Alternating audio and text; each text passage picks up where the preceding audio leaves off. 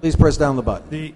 The issues in summary format are the relevant conclusions of the U.S. National Gambling Impact Study Commission, sponsored by U.S. Senator Paul Simon, limits on the numbers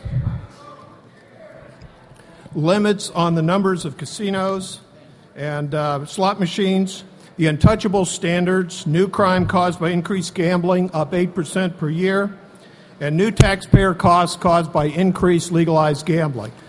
First, the U.S. National Gambling Impact Study Commission, sponsored by Senators Paul Simon and Richard Lugar, concluded first, there should be a moratorium on the expansion of any type of gambling anywhere in the United States.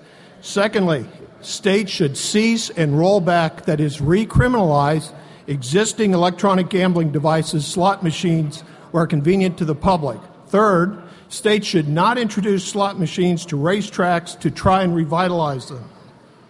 Proposals for expanded gambling consistently fail valid economic analysis by academics.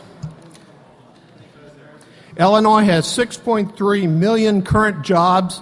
Casinos provide only 8,600 of those.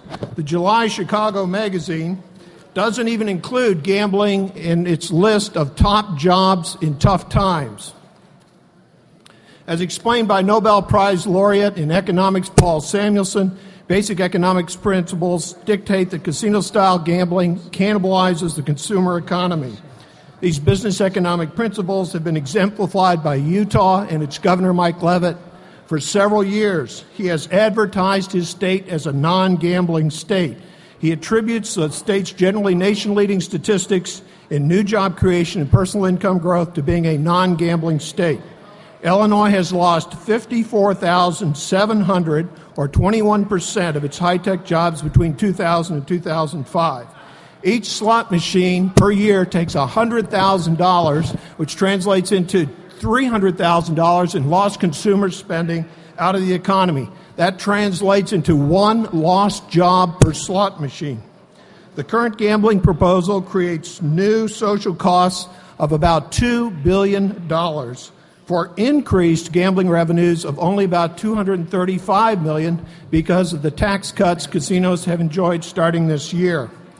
After hearing these points made by experts in 2005, the House State Government Administrative Committee favorably reported House Bill 1920 to recriminalize the casinos in Illinois. The Illinois House voted 67-42 in favor of that bill.